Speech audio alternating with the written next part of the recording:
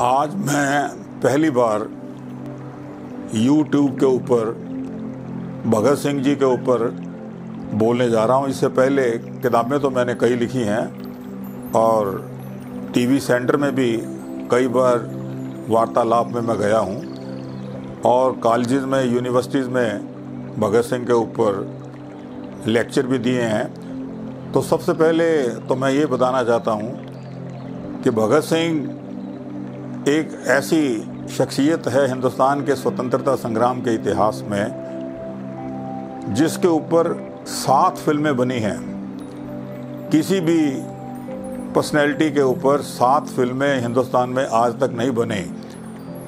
और इसके अलावा इस शख्स ने छोटे से जीवन में, इनका जीवन जो है, सिर्फ जब इसको फांसी हुई 23 मार्च 1931 को, तो उस वक्त इसकी उम्र 23 साल 5 महीने 25 दिन थी। 23.5 साल का भी ये नौजवान नहीं था।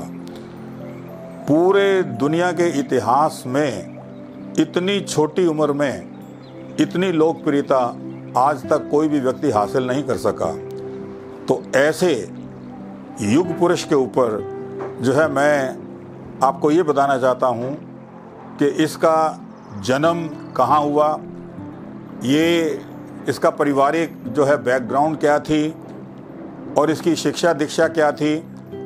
तो सबसे पहले तो ये है कि इसका जन्म 28 सितंबर 1907 को बंगा नामक गांव में हुआ। ये गांव आज पाकिस्तान में है। जब ये पैदा हुआ था उस वक्त उस ज़िले का नाम था लैलपुर और पाकिस्तान बनने के बाद वहाँ की सरकार ने अब उसका नाम रख दिया फैसलाबाद। तो फैसलाबाद ज़िला जो पाकिस्तान में है उसमें बंगा गांव है। वहाँ इसके दादाजी सरदार अर्जुन सिंह 1897 में गए थे, क्योंकि ब्रिटानिया सरकार ने एक घोषणा की थी कि यहाँ पर आकर जो भी बसेगा उसको 25 एकड़ ज़मीन दी जाएगी। तो उस चक्कर में ये खड़खड़ कला इनका पैतृक गांव है, वैसे जो कि आज नवा शहर में आता है। नवा शहर का नाम, उस ज़िले का नाम जो है शहीद आज़म भगत सिंह ज़िला रखा गया है। तो पहले ये जालंधर ज़िले में हुआ करता था। तो भगत सिंह का जन्म 28 सितंबर 1907 को बंगा गांव में प्रातःकाल 9 बजे शनिवार को हुआ और ये 6 भाई और 3 बहनें थी। सबसे बड़ा जो इसका भाई था उसका नाम था सरदार जगत सिंह और उसके बाद दूसरे नंबर पर भगत सिंह था। जगत सिंह की डेथ हो गई थी बचपन में, वो जब 11 साल का था। इसके माँ बाप कौन हैं, इसके दादा दादी कौन हैं, इसके अंकल कौन हैं, ये सारे के सारे बहुत ही ऐतिहासिक पुरुष हैं, ऐतिहासिक परिवार है। तो मैं थोड़ा सा सबसे पहले इसके परिवार के बारे में बताना चाहूँगा।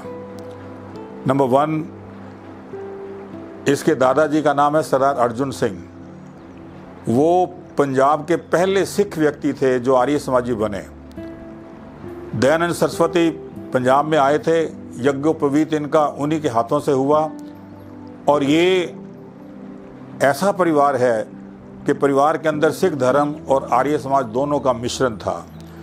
जब ये भगत सिंह और इसका बड़ा भाई जगत सिंह छोटे से थे तो इनके दादाजी ने ये घोषणा की थी कि मैं इन दोनों को देश के लिए जो है आगे बढ़ाना चाहता हूँ। और उन्होंने नाई भी बुला लिया था भगत सिंह के बाल काटने के लिए।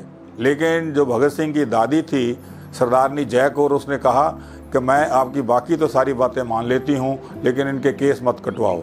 तो इनके दादाजी ने उस बात को स्वीकार कर लिया।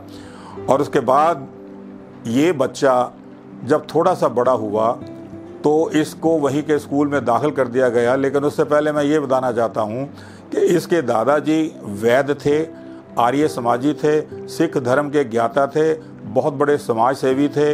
इनके घर में बड़े बड़े क्रांतिकारी आकर छुपा करते थे। और इसके पिताजी का नाम था सरदार किशन सिंह। तो सरदार अर्जुन सिंह का सबसे बड़ा बेटा सरदार किशन सिंह था। उसके बाद दूसरा जो है सरदार अजीत सिंह थे। तीसरे जो हैं इसके जो हैं वो, उनका नाम था सरदार स्वर्ण सिंह। तो भगत सिंह के पिताजी, भगत सिंह के चाचा जी, दोनों चाचा, ये तीनों के तीनों बहुत ही अच्छी किस्म के टॉप के फ्रीडम फाइटर्स थे। कहते हैं कि सरदार किशन सिंह के ऊपर 40 मुकदमे चले अंग्रेज़ों के ज़माने में। 40 मुकदमे हिंदुस्तान के इतिहास में शायद ही किसी दूसरे स्वतंत्रता सेनानी पर चले हों। तो ये जो है खुद स्वतंत्रता सेनानी, इनके दादाजी जो हैं पक्के आर्य समाजी देशभगत, इनके दूसरे चाचा जी सरदार अजीत सिंह वो 1909 में हिंदुस्तान छोड़कर विदेशों में चले गए। 1907 में अंग्रेज़ों ने उनको अरेस्ट कर लिया था, 6 महीने मांडले जेल में रहे, और जब उनको दोबारा अरेस्ट करने की कोशिश की गई तो वो पहले ईरान में गए और उसके बाद यूरोप चले गए। 38 साल तक सरदार अजीत सिंह विदेशों में रहे और वहाँ उनकी मुलाकात इवन सुभाष चंद्र बोस से भी हुई और कई बार वो अरेस्ट हुए, अनेक भाषाएं उन्होंने सीखी।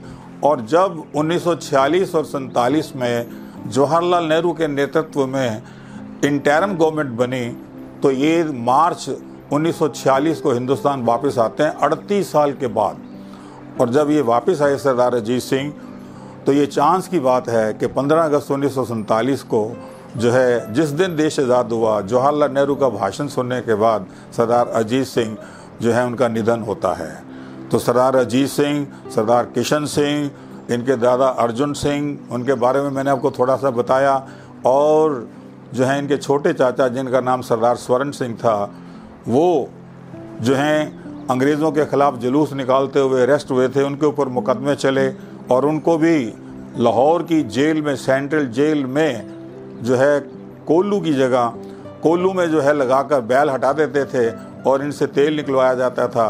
सरदार स्वर्ण सिंह को टीबी हो गई थी हॉस्पिटल में, क्या नाम, जेल के अंदर, और उसके बाद जब वो रिहा हुए तो जब 23 साल की उम्र थी तो उनकी भी डेथ हो जाती है उसी सेंट्रल जेल में। चांस की बात है आगे चलकर भगत सिंह जो है लाहौर की सेंट्रल जेल में अरेस्ट जेल काटता है और वहीं इसको फांसी हुई। भगत सिंह भी 23 साल का था लगभग जब उसको फांसी होती है। तो मेरा कहने का पर्पज़ ये है कि भगत सिंह के जो हैं अंकल, भगत सिंह के पिताजी, भगत सिंह के दादाजी के बारे में मैंने आपको बताया, और इसके अलावा जो है इनकी चाची, इनके दादाजी, इनके माताजी के बारे में भी मैं कुछ बताना चाहूँगा। जो इसकी दादी थी जिसका नाम था सरदारनी जयकौर, वो बड़ी दिलेर थी, अपने पति की बहुत ज़्यादा सेवा किया करती थी। वो जो है वो वैद्य थे इसके, उसके पति या इसके दादाजी भगत सिंह के, तो वो हड्डियों पे पट्टी बांधती थी, मलहम बनाती थी, दवाइयाँ बनाती थी और बहादुर बड़ी थी।